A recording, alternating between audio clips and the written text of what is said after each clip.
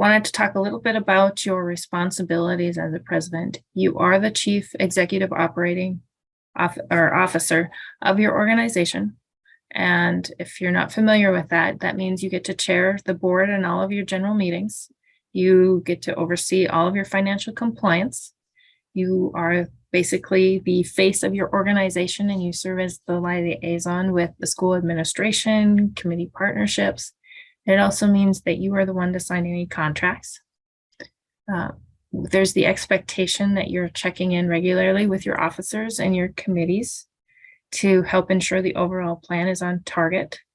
It is not necessarily your job to come up with the overall plan, but it is your role to guide and help formulate the plan. And you also work on identifying any challenges and inviting any solutions that there are to meet these challenges. We also like to see our presidents that are familiar with as many of the PTA programs as you can. We know there are so many resources out there. So typically I would ask a president of an organization to pick at least one area of programming that you're familiar with, and then ask somebody else on your officer team to become familiar with a different area, because otherwise there's just too much stuff out there. You are representing PTA to your entire community. I don't know about you, but when I walk into my kids' school, they used to say, "Hey, that's the PTA lady. That's your mom." So you are representing PTA to anybody when you are an active volunteer. We like to see our presidents play a major role in mentoring volunteers and our future leaders. But this is not limited to just our presidents, it's for everybody.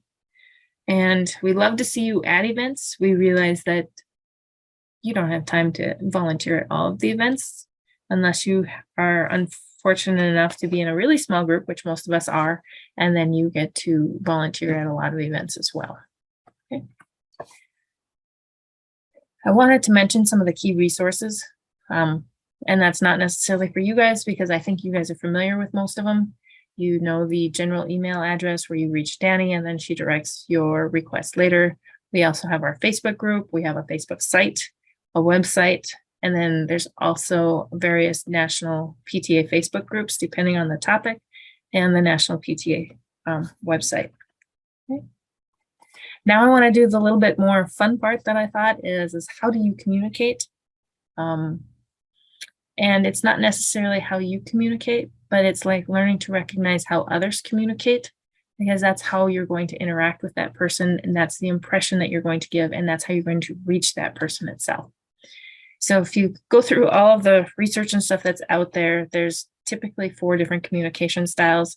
You have the director, which is very formal, they're aggressive, and they like to get straight to the point. You have the expressor, which is informal, but they're aggressive, or in other words, they're very loud and they're self-promoting, but they like to look at the big picture. You have the harmonizer, which is informal and passive, and their focus tends to be on connections and relationships. And then you have the thinker, which is also a formal communication style, but they're very passive. And their key characteristic is they like to know all the facts before making decisions. And therefore, they also tend to procrastinate things until they have all the facts. A little bit of feedback from you guys is, which one do you think is a poor listener?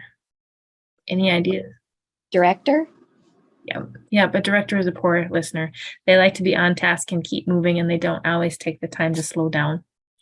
Who do you think hates competition? Well, the one that doesn't like competition is the one that focuses always on connections and relationships. So your harmonizer does not like to compete. Okay. So these are the 4 different types of communication styles. And like I mentioned, it's really important not only to know what your style is, but to know who you're talking to, what their communication style is. So the next thing I wanted to touch on is, how do you hook these people into listening to what your message is and to be able to keep them engaged? Well, if you're talking to somebody who's an expressor, you need to tell them, give them teasers, because they're always thinking big picture and they like to forget the little details. So you keep them interested if you introduce what's coming next. Okay. So then with somebody who's a director, they want you to be able to stand out and be more authoritative. They want you to express your authority, like what is your role, what's the background, what's your experience. And then if you're talking to a harmonizer, then you need to add in that personal relationship aspect. Tell a story that relates to this.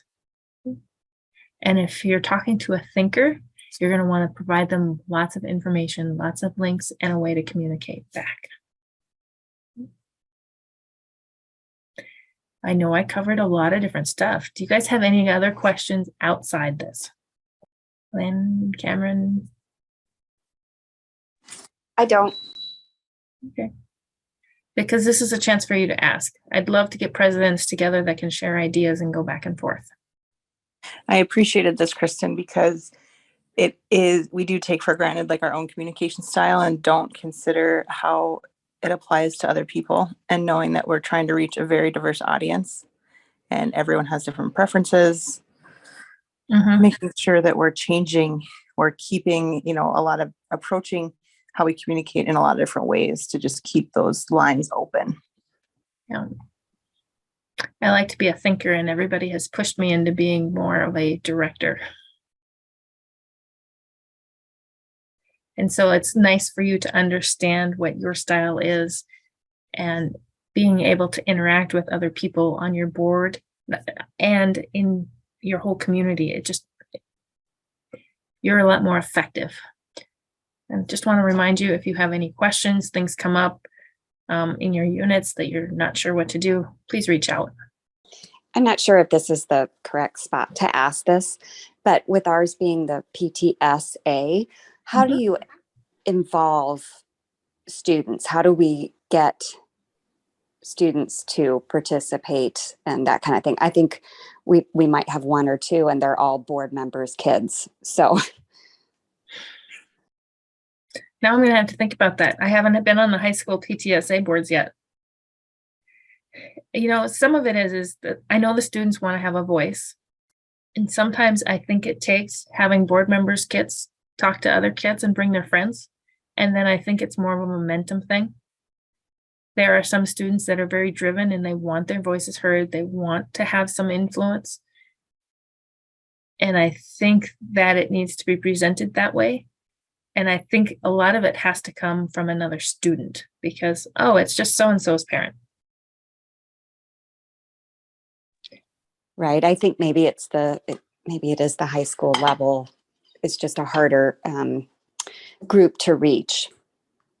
It is. And I think trying to come up with ideas that are interesting and getting the high school kids in there to do some of the planning, like what do you want to hear in your school? Or what sort of activities do you want to do that we can support? This would be a great lunchtime question. Okay, thank you. Thanks, Cameron. Well, I think we're probably moving into the second breakout.